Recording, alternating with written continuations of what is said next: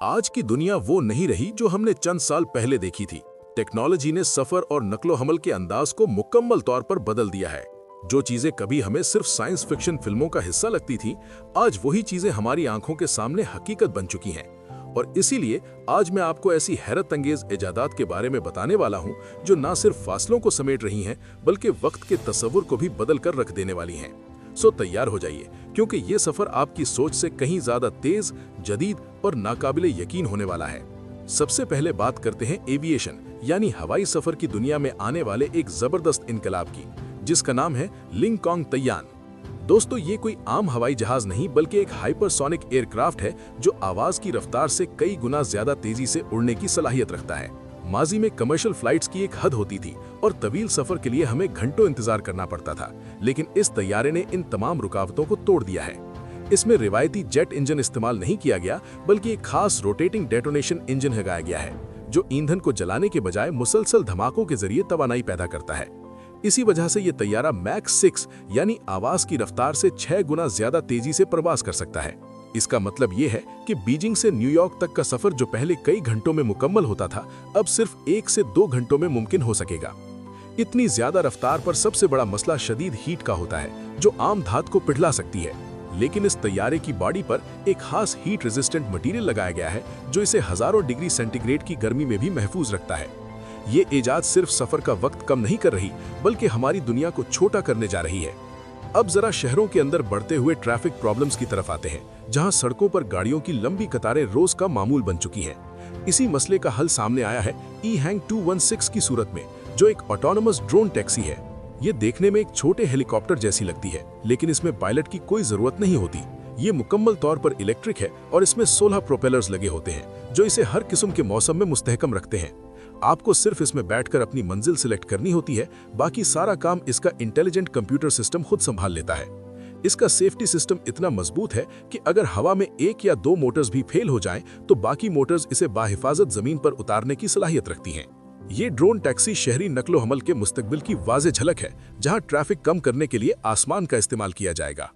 इसी सिलसिले में एक और हैरानकुन तस्वुर सामने आया है, जिसे GAC गोवी कहा जाता है।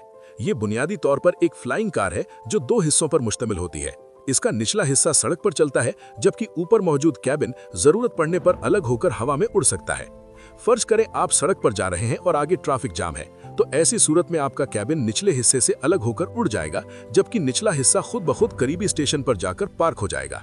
ये टेक्नोलॉजी हार्डवेयर और सॉफ्टवेयर का एक शानदार इम्तिजाज है, जो ड्राइवर को हर हालत में सफर जारी रखने की आजादी देती है। जमीन पर तेज रफ्तार सफर की बात हो और मैगलेव RC600 का जिक्र ना किया जाए तो ये नाइंसाफी होगी। ये एक हाई स्पीड ट्रेन है जो 600 किलोमीटर फी घंटे की रफ्तार से चलती है, और इसे हवाई जहाज और रिवायती ट्रेन के दरमियान एक बेहतरीन मुतबादिल समझा जा रहा है। ये ट्रेन मैग्नेटिक लेविटेशन टेक्नोलॉजी की मदद से पटरी से कुछ इंच ऊपर उठकर चलती है, जिसकी वजह से रगड़ तकरीबन खत्म हो जाती है। रगड़ कम होने का फायदा ये होता है कि पुर्जे देर से खराब होते हैं और रफ्तार बहुत तेजी से हासिल की जाती है। ये ट्रेन निहायत कम वक्त में अपनी टॉप स्पीड पर पहुंच जाती है और ब्रेक लगाने पर उतनी ही तेजी से रुक भी सकती है। इसके अंदर का माहौल इतना पुरसुकून होता है कि मुसाफिर आराम से काम कर सकते हैं या सो सकते हैं, और उन्हें महसूस तक नहीं होता कि वो कितनी तेज रफ्तारी से सफर कर रहे हैं। अगर जाती गाड़ियों की बात करें तो एक्सपेंग एरो HT ने एक ऐसी कार मुतारिफ करवाई है जो बज़ाहिर आम गाड़ी जैसी नजर आती है, लेकिन इसके ऊपर फोल्डिंग विंग्स लगे होते हैं। ये गाड़ी सड़क पर आम कार की तरह चलती है, लेकिन जैसे ही आप चाहें इसके पर खुल जाते हैं और ये वर्टिकल टेक ऑफ करके फिजा में बुलंद हो जाती है। ये उन लोगों के लिए बनाई गई है जो मुस्तकबिल में अपनी जाती सवारी के जरिए जमीन और हवा दोनों का लुत्फ उठाना चाहते हैं। इसमें एडवांस ऑटो पायलट सिस्टम मौजूद है, जिसकी वजह से इसे उड़ाने के लिए किसी खास महारत की जरूरत नहीं होती, क्योंकि ज्यादातर कंट्रोल कंप्यूटर खुद संभाल लेता है। अब बात करते हैं पानी के नीचे सफर की, जो अब किसी ख्वाब से कम नहीं रहा। चीन का जिनटांग टनल प्रोजेक्ट इसकी बेहतरीन मिसाल है। शहरों की बढ़ती हुई आबादी के बायस जमीन पर जगह कम पड़ रही है, इसलिए अब समंदर के नीचे जदीद सुरंगें बनाई जा रही हैं। इन सुरंगों में तेज रफ्तार ट्रेनें चलती हैं, जो एक जजीरे से दूसरे जजीरे या शहर के एक हिस्से से दूसरे हिस्से तक लोगों को बहुत कम वक्त में पहुंचा देती हैं। अक्सर औकात पुल बनाने के मुकाबले में अंडर वाटर टनल ज्यादा पायदार और मौसम के असरात से महफूज साबित होती हैं, और यही वजह है कि ये मंसूबा मुस्तकबिल की जरूरत बनता जा रहा है।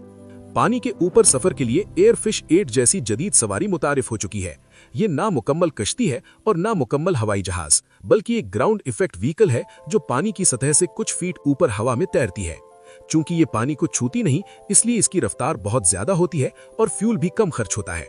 ये उन जजीरों तक पहुंचने के लिए बेहतरीन है जहां बड़े जहाज नहीं उतर सकते या कश्ती के जरिए पहुंचने में बहुत ज्यादा वक्त लगता है।